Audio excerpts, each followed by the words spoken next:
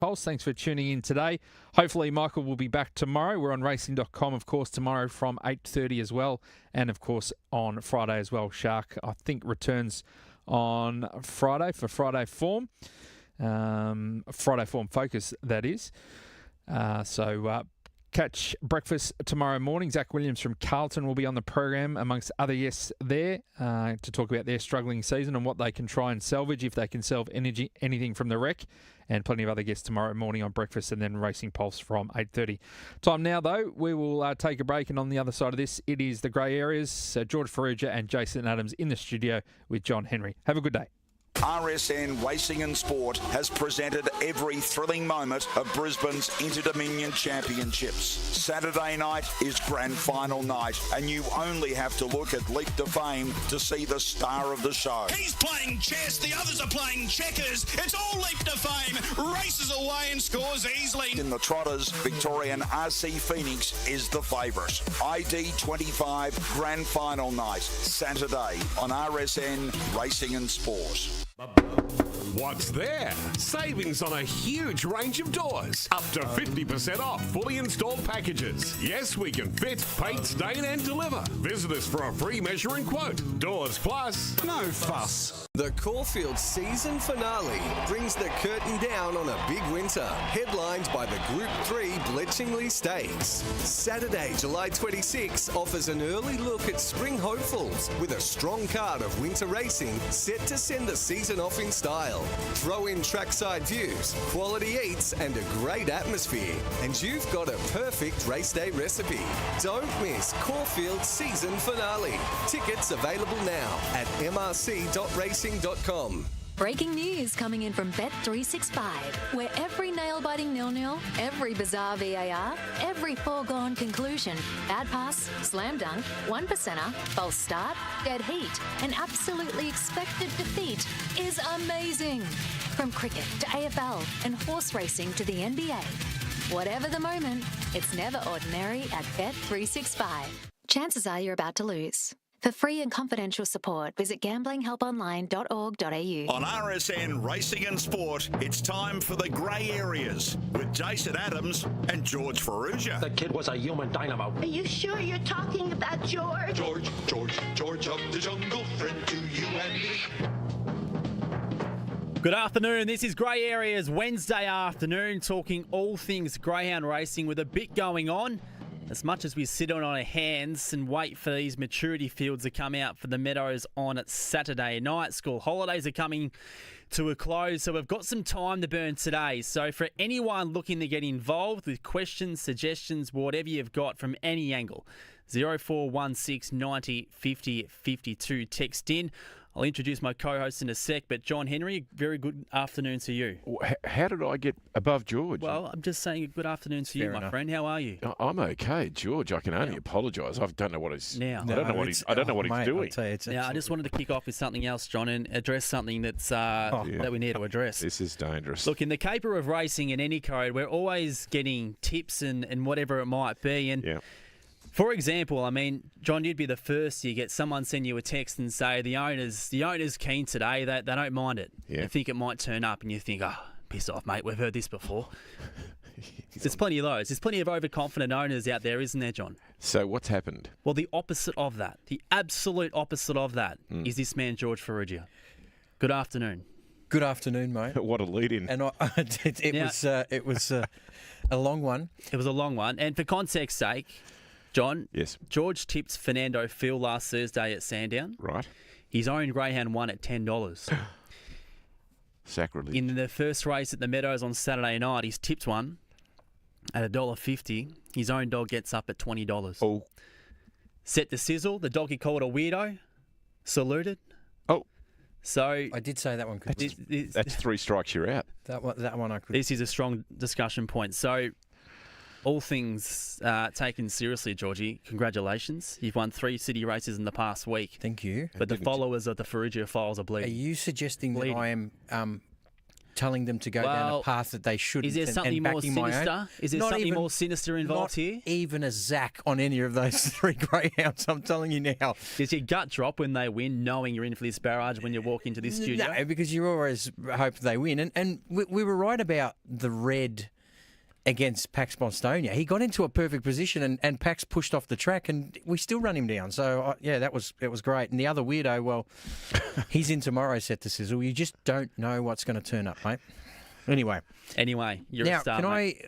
How's your ticker after Sydney's get out of jail against the Stewards Report Saints, as we call them? Well, I had a great day because we went to the 05 Premiership function or celebrating the 05 Premiership before the game. So I got a great photo of Stevie with an ex-Premiership player, and Stevie was ex-Premiership player. He deserves more than that. Premiership player. Leo Barry. Please. He was grinning from ear to ear, your dad, and then he capped it off with a victory. He was a great player. He was. Well, so your heart's okay. Game. Yeah, the game was okay, but I mean, if we lost to St Kilda in the position we're in, it just would have summed up the year. So, thank Christ they got the job done. And I think it's a stretch to say that final chances still have a pulse. It's not over yet. Don't agree with that. That Fiji holiday in September is still on ice for you. And what about those Hawks? I mean, they had every possible against the boys in purple on Saturday night. Threw the toys out of the cot, mate.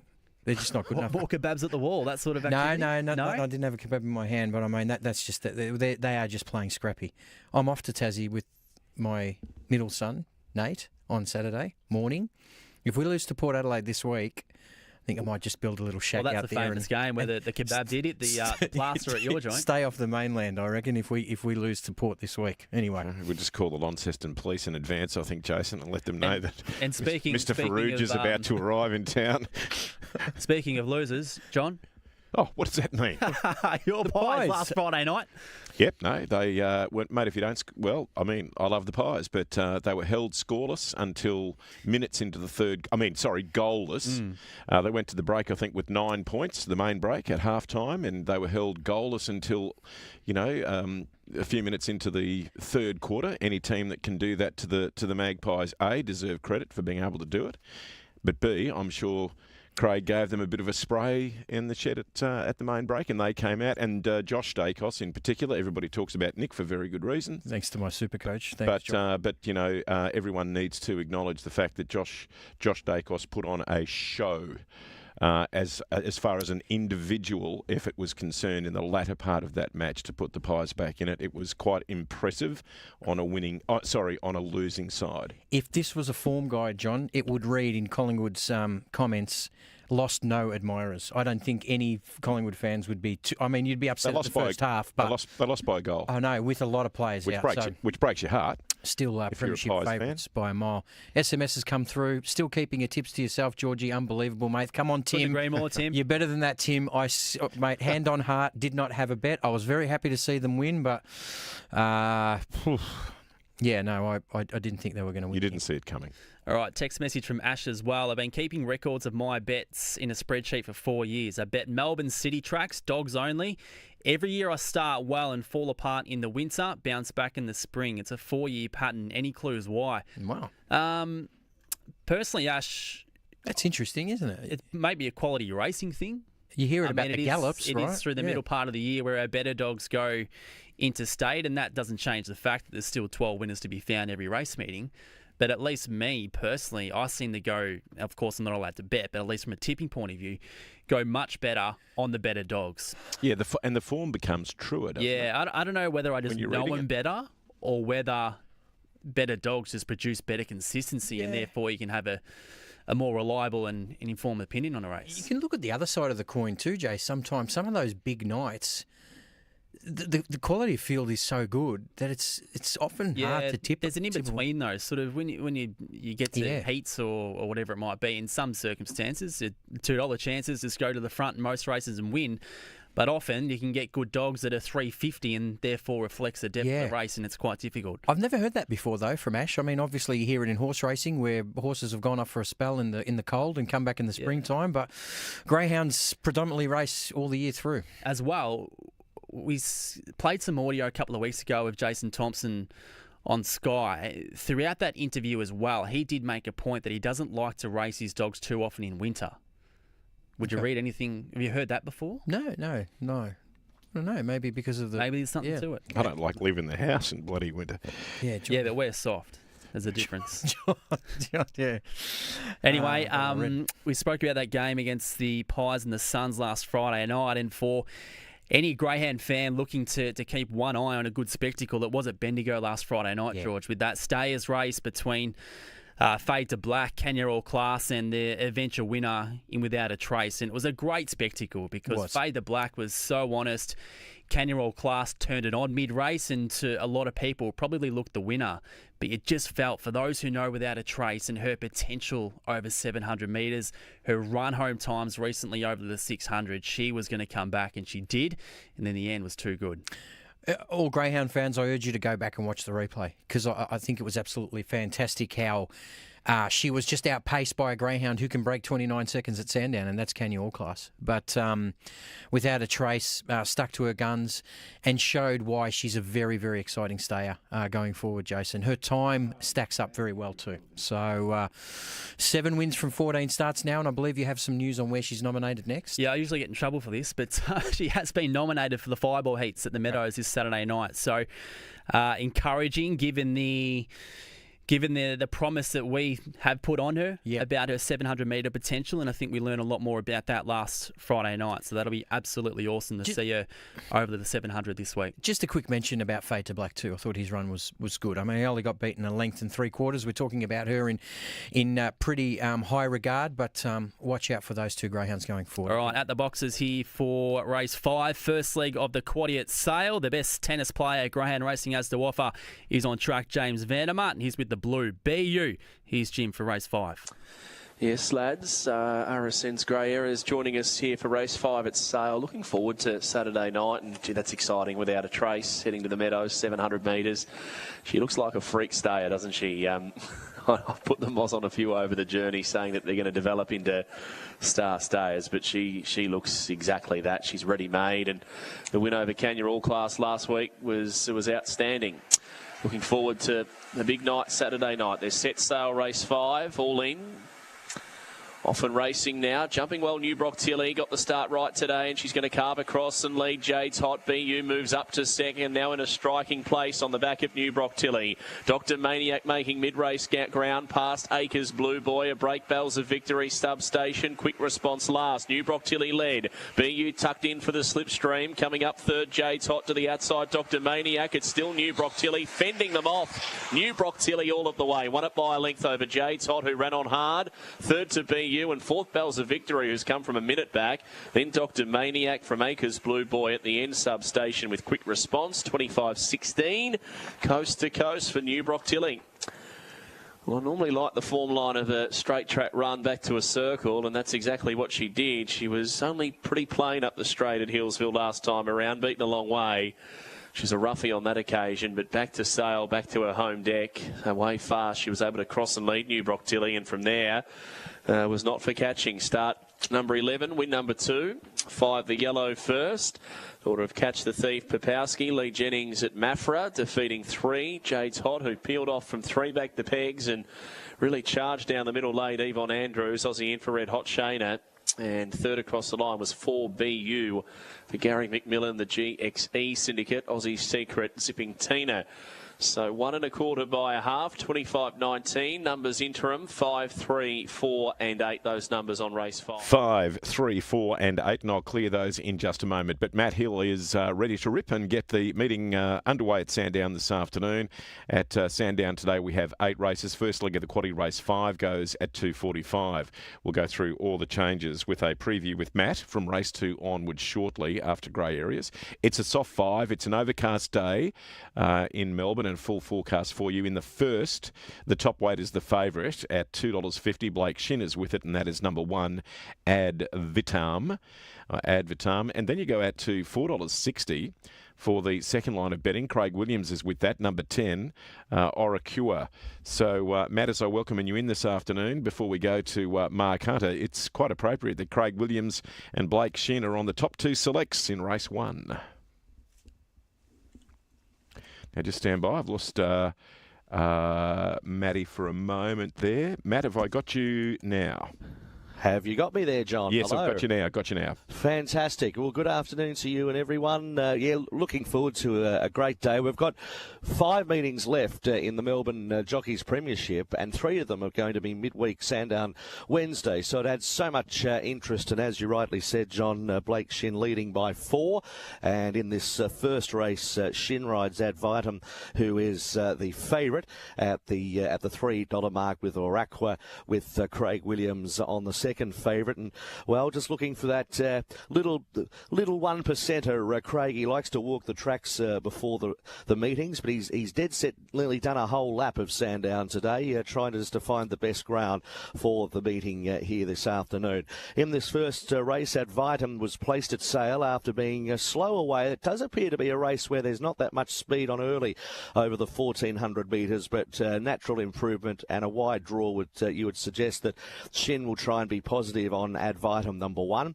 Orac was knocking on the door the last start second, and the other horse that's given some sort of a chance is Enchanted Jenny number 9. But I'm with the toppy in the first as we get the thoughts of Mark Hunter for race 1. I like Oraqua. I think it's the best form. I think it would have needed the run first up at Bendigo, ran okay. Went to Geelong, second behind the Dubai Watch, who's come out and won again since. Third was First Infantry, who's run well since. So I just think that's the best form coming into the race. It should be fitter, it should be ready to win, be strong at 1,400 metres. We'll go with it to beat number 1, Ad Vitam.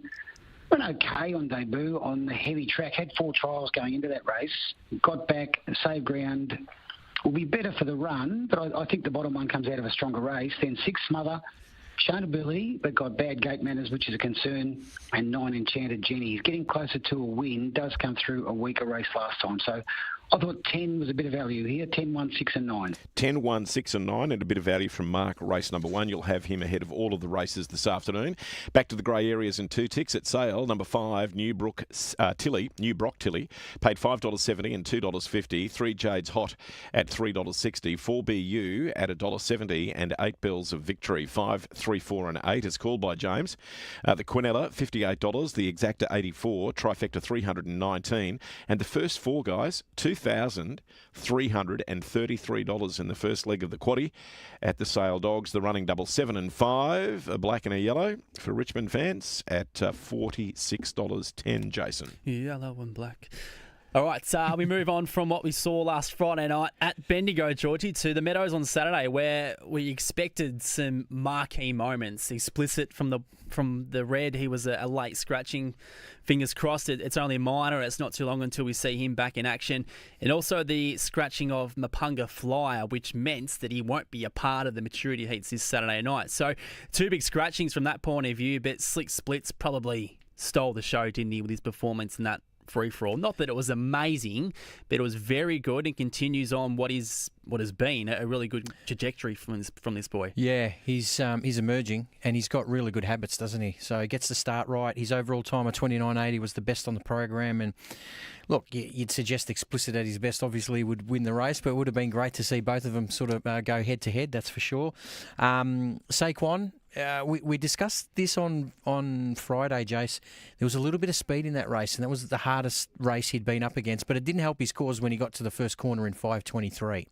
So hopefully we get to see him at his best. A shame about Mapunga Flyer. Would have been great to see him in the maturity, but I've seen a photo of him standing outside Sandown Vet with his famous mum, Mapunga Isla. So hopefully it won't be too long before we get to see him back on the track. Yep, indeed. And we should expect to see Saquon in those heats of the maturity this Saturday as well. Just never got clear running, and well, no excuses. I mean, he's got to learn how to race against the better dogs as he goes up in grade. So watch this space. Could that be a racing at the Meadows for the first time sort of thing for absolutely. a young dog like him? Yeah, there's no doubt he could run low 5 seconds there, and then that changed the complexion of the race. But he was just he got bustled in a bit of trouble, and that was that. But the Greenos won't worry too much about it. You can't have a perfect record, I don't think, and he'll bounce back.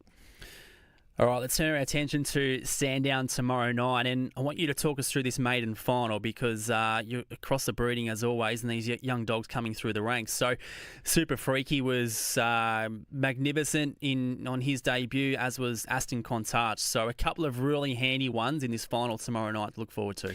Yeah, absolutely. We just spoke about Saquon. This is his sister, Super Freaky, who went very impressively, 29.47 on debut. 5.06 early, Jason.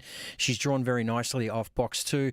Aston Contarch, who you mentioned, I think was the 6th fastest maiden debutant at Sandown Park, 29.34. He went 5.04. So that's a really interesting battle to the first corner before for two greyhounds who obviously have a very, very big future ahead. So looking forward to that race. But Jason, this free-for-all.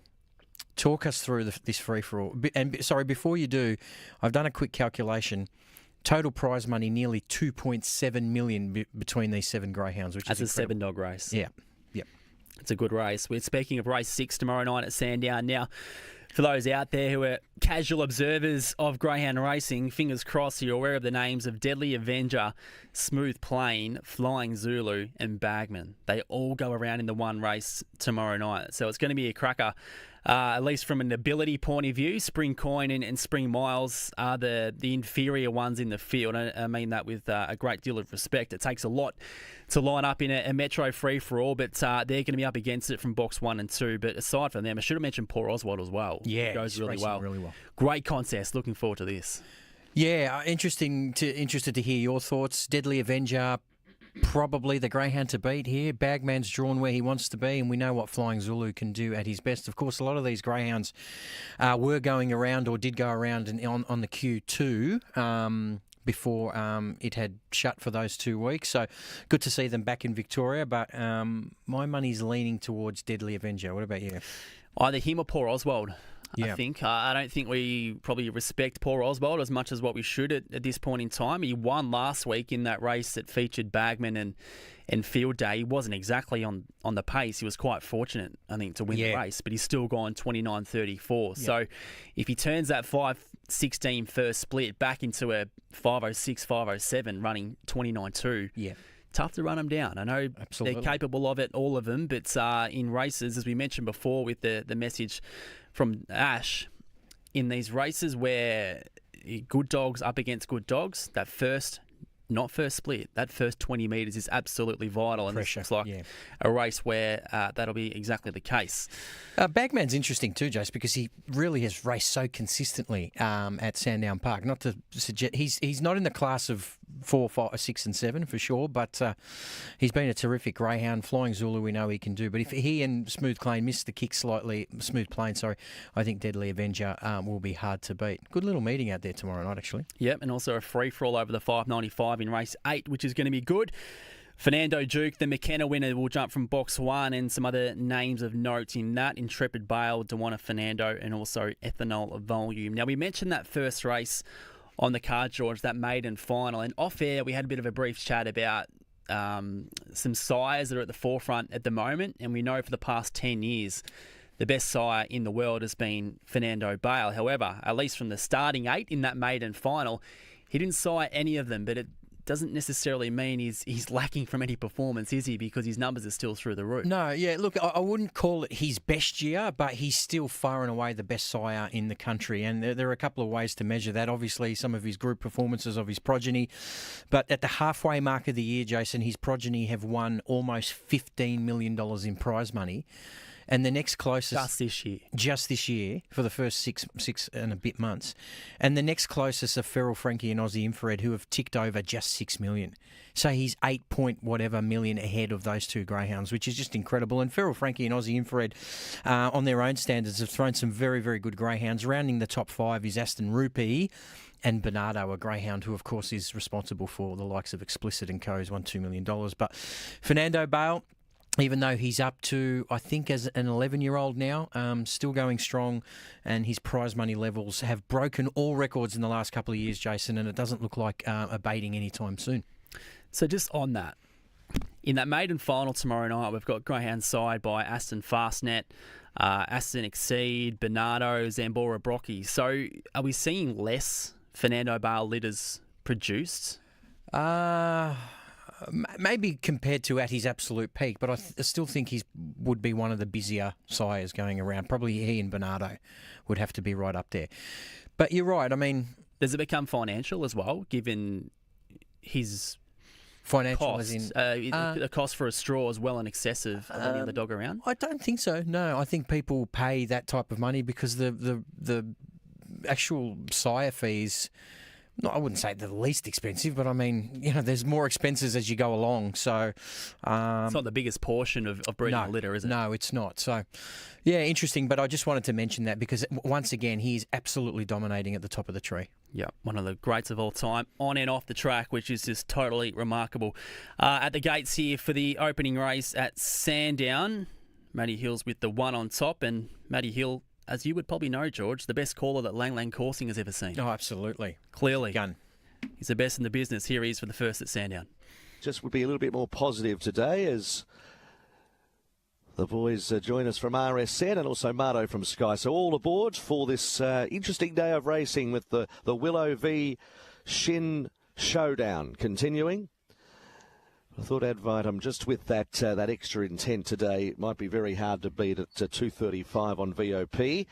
Enchanted Jenny going into the stalls, and the final one to join them is Alpine Fox. So we're on a soft 5 and the rail out 5 on the larger loop today, the hillside, for race number 1 of 8 today at 1400. Field locked away, set to go and away, and Caston Star on the inside, away only fairly, and jumping well was California Flyer to just lead with Caston Star, who's now going to boot up on the inside and claim the front. Enchanted Jenny deeper, Welcome to Detroit out wide is going to snick back, passed by Ask the Captain. Then came Smother, Advitum third last, Oraqua second last, and at the back of the field is Alpine Fox. Towards the top corner at the 1,000 metres, and the leader is the debutant, Caston Star, by a length and a quarter. Second is California Flyer. Enchanted Jenny is third. Fourth, the insiders Ask the Captain. A length Welcome to Detroit, Smother the rails. Advitum is third last, the outside of Alpine Fox, and Oraqua with it all to do. Caston Star, the leader, comes up to the turn at the 650. California Flyer about a length away. Enchanted Jenny is third.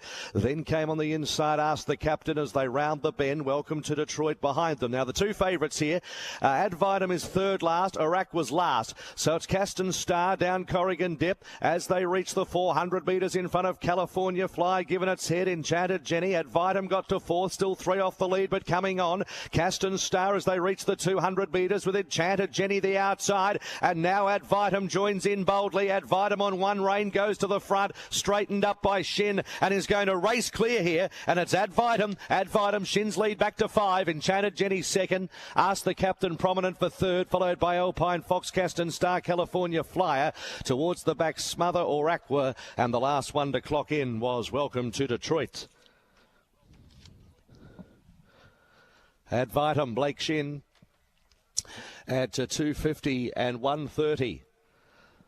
So the showdown is on, and Blake Shin with the first winner.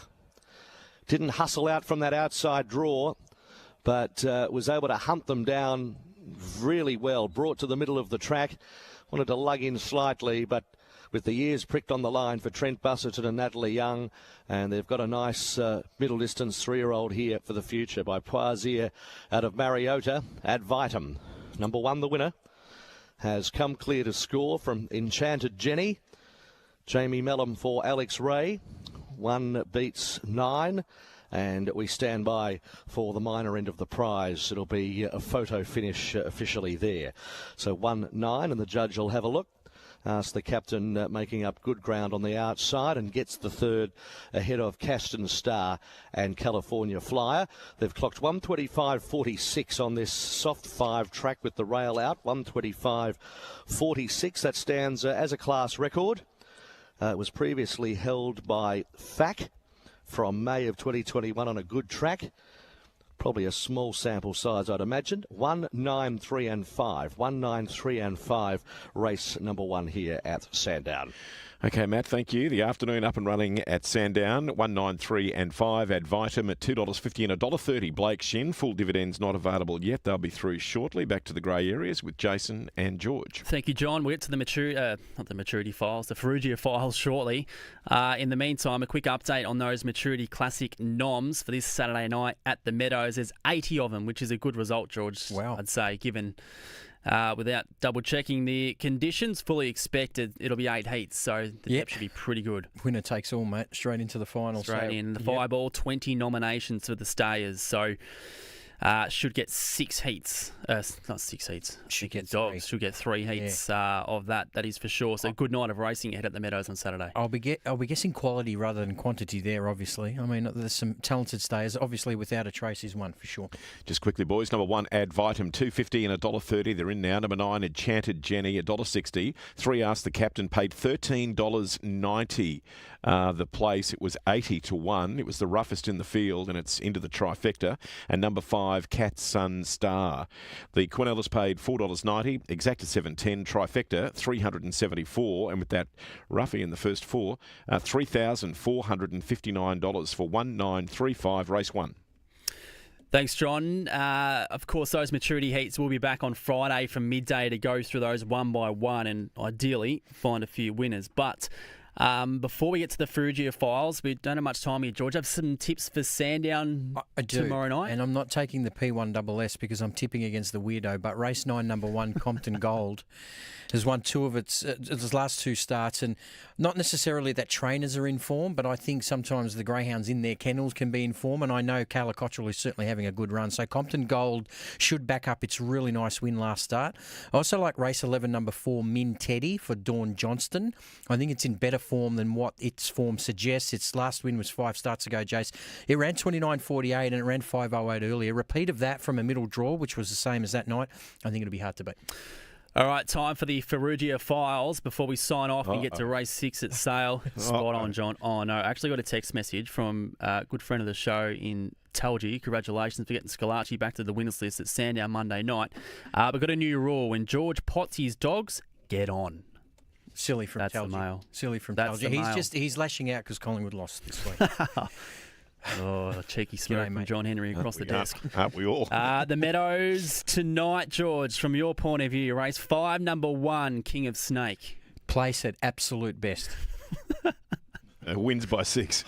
Race 6, number 1, Johnny Black. Yeah, she won't lead this week, but if she's close enough to them, I looked at your race starter, Jay. She got home in 12.13, second best of the program last week. So if she's close enough, she's capable.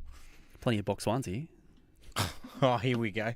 Ballarat, race 1, number 8, Punch Drunk Love. I thought you said plenty of box ones. That's 8 now. Now, look, only young, sister to Joni Black, got some ability. A lot of first starters don't know much about it. Race 9, number 4, still at Ballarat, Pine Bluff. No. Rockhampton, race 9, number 3, Coronation Day. Place best. Warrigal tomorrow, race 7, number 7, Honey Bunny. Weirdo 2.0. No. Don't tell Sean Cosgrove that as a part owner of the mighty Honey Bunny. She's been a little bit disappointed. Yeah, he's in France at the moment. He's in France. You're safe. Yes, I'm safe. That's why I said it. Warrnambool tomorrow, race 3, number 1, Billy Bust Up. No, I believe there's a good one against him, but certainly a top 2 chance. Sandown tomorrow night, race 1, number 8, In Bloom. No, well, she's in that hot maiden, Jason. She's just drawn off the track. She's only a young greyhound, but she'll be winning soon. Race 9, number 7, Set to Sizzle. Yeah, the weirdo. I think Compton Gold will beat us off box 1. Outstanding. So you said plenty of box 1s, and then you went 4, 6, 8, 3. You know I've got the baits on the hook looking for a reaction from you. Talking about sushi. And I got it. Outstanding. All right, what's on for the rest of the day, George? I've had the last couple of days off, including today. Oh, have you? So this is a representation of my love of spending my afternoon with you two blokes. My son wants me to take him to EB games. That's not going to end well for my pocket. Back the clock. Nintendo Switch 2. There's a couple of hundred gone. Yes. All right, that's a wrap for Grey Areas on this Wednesday afternoon. We'll be back on Friday to preview those maturity heats at the Meadows this Saturday night. Fields out later on today. In the meantime, they're at the boxes here for the 6 at Sale. JVDM's with the 2. Here he is for the 6. He's got a few runners, our man Georgie, over the next few days, doesn't he? He'll have to start that part of the segment earlier. All righty, they're moving in. Good luck to Georgie the next 48 hours or so. There'll be a few winners in there, no doubt, as they come in now for race 6 here at Sale. The favourites, drawn box 4, Wild Cuddle, and they're set. I thought Dr. Natasha might be able to lead from box 2. All in for race 6, the green light, set at Sale. They're away. Wild Cuddle slow to begin. Pretty even line. Be Rugged out well with Disco Gizmo. Dr. Natasha's trying to split them and now moves up to take the lead. Dr. Natasha in front, kicked away to Disco Gizmo. Be Rugged getting to 4th. Wild Cuddle starting to rush home. And then Rhonda Gem, well back Paul Calgary with Hurricane Miami and Sky High Dreams. Dr. Natasha led but grabbed it by Wild Cuddle, who swept down the outside, and that's a good win from the fave. Wild Cuddle steamrolled them late by 3/4 to Dr. Natasha. 3rd Be Rugged, and close up 4th Rhonda Gem. Then Disco Gizmo clear to Paul Calgary, back with Sky High Dreams and Hurricane Miami. 25.06, and Wild Cuddle from off the speed too good. It's come with a big run. Number 4 for Deb Coombs has worn down Dr. Natasha, who couldn't have done too much more. She jumped to the front. She ran her race. It was just a sitting shot late for Wild Cuddle, who was really building up the revs as the race went on. Number 4 first, owned by Deb Coombs, who trains out of Druin West. Feral Frankie and War Ruby has been knocking on the door, down a bit in class from that last run, and has finished far too good, wearing down Dr. Natasha. 2nd, Kim McMahon, Bernardo Beatrice, the Doctor's Kennels, and 3rd, number 3, Be Rugged for Elaine Wood, Gary McMillan, Bernardo and Sipping Tina. So it's 4, 2, 3 and 6, 3/4 by 1. Time for the gallop, 25.08. Wild Cuddle with a strong win, just camping it back about mid-race, midfield mid-race, and then just swamping them when the whips were cracking. Number 4, 3:20 and 1:04. Dr. Natasha at 1:40, 4:10 for Be Rugged. 4th in goes the way of number 6. We're just awaiting that all clear. We'll send that down the line, and those totes in just a moment. Race 6, 3/4 by 1 in 25.08. The numbers interim 4, 2, 3 and 6.